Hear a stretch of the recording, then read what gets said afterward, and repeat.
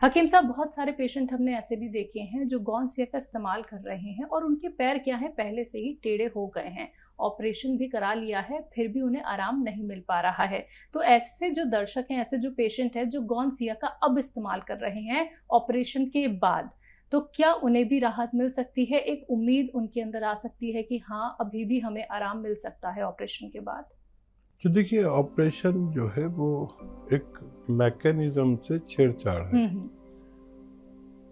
तो वैसी हालत तो नहीं हो सकती जैसी जी। आपके जो ओरिजिनल मैकेनिज्म है, वैसी हालत तो होना मुमकिन नहीं है दवाओं से। लेकिन अगर दर्द है, उसके बावजूद ऑपरेशन के बाद भी दर्द नहीं जाता है, तो उस दर्द का जाना मुमकिन है। अब ऑपरेशन कर दिया और उसमें ये कटोरियाँ डाल दी, आसान ज़बान में जैसे कहते हैं, तो फिर वो मैकेनिज्म चेंज हो गया। हम सिर्फ इतना कर सकते हैं कि आपका दर्द चला जाए, या पैर टेढ़ा हो गया है तो उन्होंने मैकेनिज्म से छेड़छाड़ कर दी, अब उसको हम सीधा नहीं कर सकते, वो तो ऑपरेशन से ही आप कर सकते हैं। लेकिन अगर दर्द है तो उसको में आसानी होना मुमकिन। बरेली से श्री, स्वागत है आपका। जी शुक्रिया मैम। नमस्कार मैम। जी नमस्कार। कैसे हैं मैम आप? मैं ठीक हूँ, आप कैसी हैं? जी हम भी ठीक है, दुआएं। जी जी अस्सलाम वालेकुम हकीम साहब। वालेकुम सलाम। हकीम साहब आप कैसे हैं? माशाअल्लाह, अल्हम्दुलिल्लाह। मेरे तीन सवाल है मैम। बोलिए। जी पहला सवाल है, हकीम साहब मेरे चाचा की उम्र 56 साल है। उनको बीपी और शुगर के लिए हकीम साहब ने जैतून के सिरके में खाने वाला जो सोडा होता है वो 1 चुटकी लेने के लिए कहा था। तो वो 4 दिन से वो ले रहे हैं। तो उनको पहले जो मोशन के एक 2 दिन बाद मोशन होता था, अब उनको दिन में 3 बार मतलब मोशन के लिए जाना हो रहा है। तो ये इसको सिरके ले, ये किस वजह से हो रहा है? और क्या और ये वो खाने के फौरन बाद ये ले लेते हैं, तो ये दिक्कत इस वजह से तो नहीं है खाने के फौरन बाद इसको लेने से? ठीक है, दूसरा सवाल। और मैम जी दूसरा सवाल है मेरा, इसी को लेकर है। ये जो हकीम साहब बताते हैं नींबू अदरक लहसुन वाला जो नुस्खा और सिरके के साथ, तो वो लाइफ टाइम कोई इंसान ले सकता है? बीपी और शुगर का पेशेंट लाइफ टाइम अगर इसको लेना चाहे तो? ठीक है।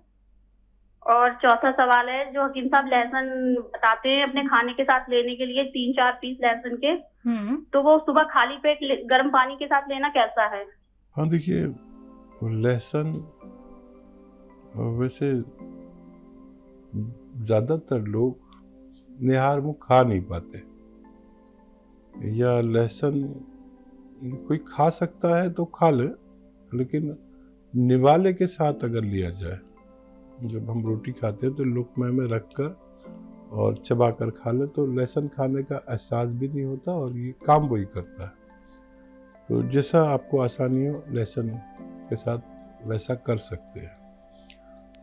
और ये जो आपने सवाल किया है कि ये नुस्खा हम क्या लाइफ टाइम ले सकते हैं, हाँ ज़रूर ले सकते हैं। और ये नुस्खा हमें बहुत सारी बीमारियों से बचाता है। मैं तो कहता हूँ कि जो निरोगी है वो अगर ले तो रोग आसपास आता ही नहीं। वो कौन से रोग हैं जो हमारे आसपास नहीं आते इसको निरोगी के लेने से?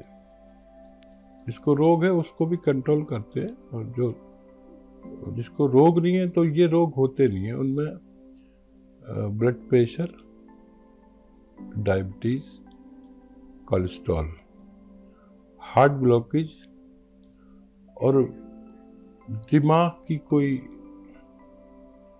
जैसे फालिज जैसे अमराज यानी रोग, इसको लेने वाले को नहीं होते अगर निरोगी लें। और जिनको ये रोग है वो लें तो उनको कंट्रोल करते हैं इन सब चीज़ों को, और लाइफ टाइम भी इसे लेना बेहतर है। जी तीसरा सवाल हकीम साहब, जैतून का सिरका खाने का सोडा खाने के बाद वो लेते हैं, 3 बार मोशन बनाना पड़ता है उन्हें? हाँ, कुछ कम कर लें। जैतून का सिरका कुछ कम कर लें, वो खाने के बाद ही लेना बेहतर है। चाहें तो अपने सब्जी सालन में मिलाकर ले लें, कुछ दिन ऐसा उनको रह सकता है, उसके बाद वो उनको बर्दाश्त आने लगेगी। थोड़ा कम कर लें खुराक तो बेहतर होगा। जी।